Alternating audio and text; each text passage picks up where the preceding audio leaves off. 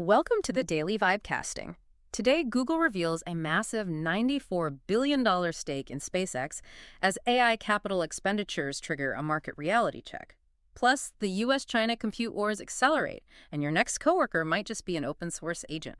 Welcome to your Daily Newswire synthesis. I'm here driving the high-stakes stories crossing the desk, and alongside me is the analyst, here to unpack the second-order effects. Because right now, we are really looking at who is actually making money and where this whole hyperinflated ecosystem might just snap. Exactly. The market is waking up to a very uncomfortable question this morning, like, are we funding a visionary future that changes human history, or are we witnessing a dot-com level cash incinerator? We really need to follow the money here, and right now the money is acting incredibly erratic. It really is. So let's unpack this right away, because the lead story today is a total paradigm shifter. We have a massive disclosure hitting the wire from Polymarket. Google officially owns a $94.1 billion stake in SpaceX. Which is just a staggering number to wake up to. Right.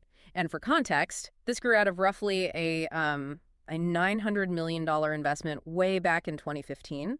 That translates to about a 6% stake. Now, SpaceX just had their IPO in June of 2026 at $135 a share, which makes that stake highly liquid.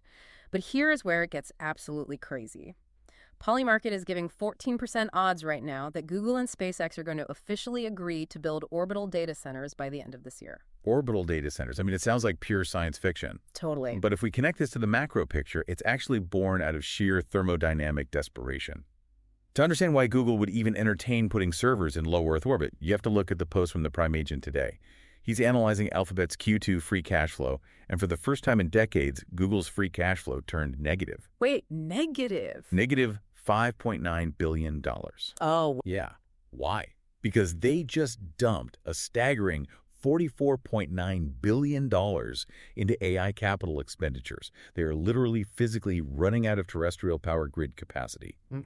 And cooling water to support these massive compute clusters on Earth. So space offers free solar power and ambient cooling. Right. But let me play devil's advocate here for a second, because the Prime agent makes an argument that a lot of tech bulls are using right now. It's what they call the Netflix defense. He says negative cash flow today represents future earnings tomorrow. I've seen that, yeah. Yeah, he points out that Netflix operated in the red for years, spending billions to build their original content library, and Google is just doing the exact same thing by building frontier AI models. He actually calls the market silly for punishing the stock. Isn't the AI model itself a durable asset? Once Google trains a superintelligence, they just keep it, right? Just like Netflix keeps Stranger Things. It's a really compelling narrative, but this raises a critical flaw in how we price compute. The Netflix defense fundamentally misprices what AI capital expenditure actually is. Think about it. When Netflix spends $1 billion on a hit show, that video file goes on their servers and people watch it for the next 10 years. The asset doesn't degrade. Right. It's just sitting there. Exactly.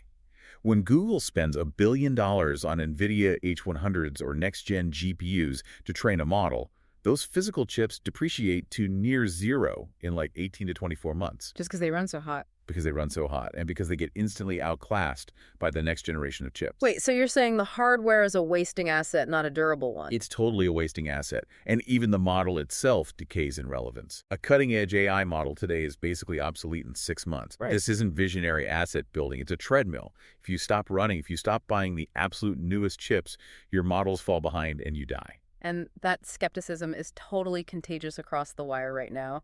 Look at the viral reply to Satya Nadella's latest update today. Oh, that was brutal. Yeah, so Nadella is out there touting Microsoft's hill climbing strategy.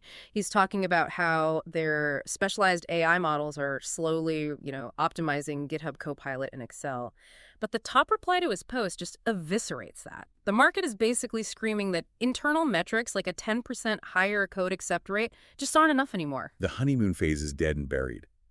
Wall Street doesn't care about your internal latency metrics or your clever token efficiency. They want to see real core product upgrades that drive tangible consumer revenue to justify this $40 billion capex burn. Right. They're pouring tens of billions into infrastructure, and the end user feels like they're just getting a slightly better autocomplete in Excel. So if the hyperscalers are feeling the heat, the whole ecosystem shakes. There's a brilliant piece of analysis from Zero Hedge today mapping out what they call a $2 trillion circular AI financing threat. Explain the mechanics of this to me because it sounds incredibly fragile. It is. Think of this entire $2 trillion ecosystem less like a traditional market and more like a company town from the 1920s. Yeah. Okay, a company town. Yeah, so in a company town, the miners are paid in company scrip, which they then use to buy pickaxes from the company store. The money never actually leaves the ecosystem, it just changes ledgers. What Zero Hedge points out is that hyperscalers like Microsoft and Google invest billions into frontier labs like OpenAI and Anthropic. Right, they make those huge headline announcements. Exactly. But they aren't handing them briefcases of cash, they're handing them cloud credits. Unfunded compute commitments? Precisely. The AI labs use those credits to essentially buy compute from the hyperscalers. That pads the hyperscalers' cloud revenue numbers on their quarterly earnings. Which inflates their stock. Which allows them to borrow more money to buy more chips from NVIDIA. The entire $2 trillion loop is completely dependent on OpenAI and Anthropic, eventually becoming money good and generating enough real-world cash to cover over $1.5 trillion in unfunded commitments. Wow. If outside cash stops flowing into the town, the whole town starves. And here is the massive geopolitical wrench in that engine, China. Zero Hedge notes that Chinese open-source LLMs, specifically from firms like DeepSeek and Quinn, now hold nearly 30% of global usage. Which is huge. It is. And why? Because they cost 60 to 90% less than the U.S. frontier models. So if incredibly cheap foreign models are, good enough for most businesses, doesn't that completely erode the premium pricing OpenAI needs to survive? That is the existential threat that could pop the bubble. Yeah. I mean, if a free, open-weight Chinese model handles 90% of your corporate tasks, OpenAI's enterprise revenue collapses. Right. And if their revenue collapses, they can't pay the hyperscalers real cash. The hyperscalers then have massive data centers sitting empty, generating no revenue, while they still owe Wall Street the debt on the hardware. Which means we need to talk about the actual capabilities of these Chinese models, not just their market share. Because if we look at the thread from Dirglirat Third today, they're covering a leaked investor presentation from DeepSeek's Liang Wenfeng, and things are getting complex. Very complex. Yeah, Liang makes a massive admission. He says current AI paradigms, specifically chain of thought reasoning, have hit a ceiling. He is convinced they actually cannot reach artificial general intelligence. Which is a fascinating admission from one of the top AI researchers on the planet. I mean, everyone assumed that if you just tell the AI to think step by step, creating a chain of thought, it would eventually unlock higher reasoning. Right. So why does it fail? Why does simply chaining thoughts together hit a wall? Because linear thinking doesn't equal conceptual leaps. If you ask a model to solve a complex physics problem, and it doesn't actually understand the underlying physics, giving it 10,000 extra steps to think about it won't magically generate a new theory of relativity. It just gives you more bad physics. Exactly. It just hallucinates more confidently. Liang is saying we can't just brute force intelligence by running the engine longer. We need a fundamentally new engine design. And he might be saying that out of sheer necessity, because he also admits severe hardware constraints in that presentation.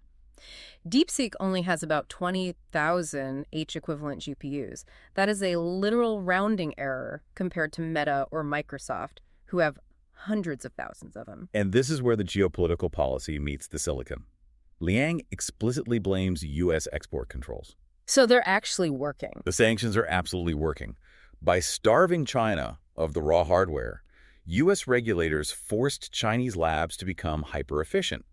They can't just throw $1 billion of compute at a bad architecture. They have to be smart about it. Right. They had to innovate on things like mixture of experts, where a model only activates a tiny specialized fraction of its neural network for any given task instead of firing the whole brain at once. And that forced architectural innovation is causing some serious anxiety stateside. There's a massive thread from David Sachs today addressing what he calls the Kimi panic, this growing fear over China's moonshot AI and their Kimi K3 model. Yeah, I saw that. Sachs is basically telling everyone to calm down. He cites recent UK and KSI cyber evaluations proving that U.S. frontier models are still vastly ahead in raw capability. Now, Sachs specifically points out that the previous Trump administration's light-touch regulatory approach gave companies like OpenAI and Anthropic the runway to scale without red tape. And he argues that maintaining a hands-off regulatory environment is the only way we keep that edge. And, setting the regulatory debate itself aside for a moment, the pure economics in Sachs's argument actually rely heavily on Ben Thompson's strategy data. Right. Thompson proved that Key and K3's incredibly low upfront pricing is actually a bit of a mirage when you look at enterprise scale. When you scale it up, the raw compute cost of serving open weight models means the apparent discount just vanishes. The back-end infrastructure costs eat all the savings. So the U.S. still holds the crown, largely because we hold the chips in the software ecosystem. But hold on, let's stop right there. Because for the last 3 years, everyone has treated NVIDIA's software moat as impenetrable. Unbeatable, yeah. But a post from Zephyr's 9 today just highlighted a development they are literally calling Jensen Huang's biggest nightmare. We all know NVIDIA's real dominance isn't just their silicon, it's CUDA. Right. Think of CEA as the English language of AI. NVIDIA didn't just build the best libraries and the best hardware. They made sure every single AI textbook, every tutorial, and every training script in the world was written in their proprietary language. So if you bought an AMD chip, You couldn't read the books, exactly. But Anthropic just used their Claude AI to rapidly bring up and optimize AMD's MI355 GPUs using AMD's ROCm software in a single weekend. That is insane. One engineer, aided by an AI agent, did what used to take entire corporate departments months of excruciating software optimization. Are you telling me an AI just learned to perfectly translate the English textbook into AMD's language over the weekend? Yes. And this is the second-order effect of AI that absolutely no one on Wall Street priced in. AI is literally writing the code to dismantle NVIDIA's software monopoly. Wow. If Claude can flawlessly and instantly translate CUDA code into AMD's ROCm, then CUDA is no longer a moat. It's just a legacy language. That is staggering. If that scales, NVIDIA's hardware premium vanishes overnight. Exactly. You don't need to pay a 400% premium for an NVIDIA chip if your AI agent can make a cheap AMD chip perform exactly the same by optimizing the software layer on the fly. The hardware market fractures. And the smart money is already placing massive bets on that fractured market. Look at Gabriel One's post today. A startup called Etched just raised a $300 million Series C at a $10.3 billion valuation. The lead investors are Jane Street and SK Hynix.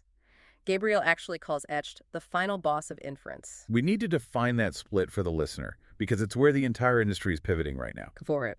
So training an AI model, which is what Google and OpenAI do, is like reading every book in the library. It takes massive brute force supercomputers. But inference is what happens when you actually ask ChatGPT a question. It's taking the test based on what it already learned. And Etched is building custom chips designed exclusively for inference. They don't train models at all, they just serve them. And they already have over $1 billion in pre-orders. Jane Street is a quantitative trading firm. They do not invest on vibes. No, they don't. They invest on pure math. Training is a massive one-time capital expense. But inference is a forever cost. Every single time you use an AI, it costs compute. If Etched can do inference 10 times cheaper and faster than NVIDIA's general-purpose chips, that's where all the enterprise margins will be saved. But here is where the physics actually come into play. Because even if Etched builds a cheaper chip to serve the model, you still cannot beat the speed of light. Which is why we are seeing a massive regression back to local metal today. This is hands down my favorite trend on the wire. DHH, the creator of Ruby on Rails, posted today that his company, 37 Signals, just added a fourth physical data center in San Jose for their HUI email service. No cloud abstraction, no massive centralized server farm in Virginia, just literal hardware racks in California. And he noted it shaved exactly 100 milliseconds off the round-trip latency for users on the West Coast. Why does a fraction of a second matter so much? Because the prevailing wisdom for the last decade was just to put everything in the cloud, right? Yeah. But when you are dealing with AI agents that require constant rapid-fire API calls to execute complex tasks, latency is the ultimate enemy. Okay, walk me through that. So 100 milliseconds for a human clicking a link is barely noticeable. But for an AI reasoning loop that has to check a calendar, read an email, draft a response, and send a Slack message, if it has to wait 100 milliseconds for every single microstep to travel to a survey farm in Virginia and back, the agent becomes painfully slow. It just bottlenecks completely. Exactly. Owning your own physical metal near your users is suddenly becoming a massive competitive advantage again. Which perfectly sets up the massive shift in how we use AI today. We are officially moving away from AI as a chatbot in a browser window and into AI as an active coworker. Yes. Andrew Ng, the former head of Google Brain, just announced OpenWorker. This is an open source agent that runs locally on your Mac. It works across any LLM, and it actually finishes tasks. It doesn't just give you a recipe, it goes to the grocery store. It clicks the buttons, untangles calendar conflicts, and drafts briefs. And notice the architecture here, it runs entirely locally. It ties right back to the speed of light issue we were just talking about. When an agent is navigating your desktop and executing local scripts, it cannot wait for a round trip to some orbital server. We're seeing this local control expand visually, too. Nous Research just announced that their Hermes AI got a skill to control Tiltle's offline desktop whiteboard.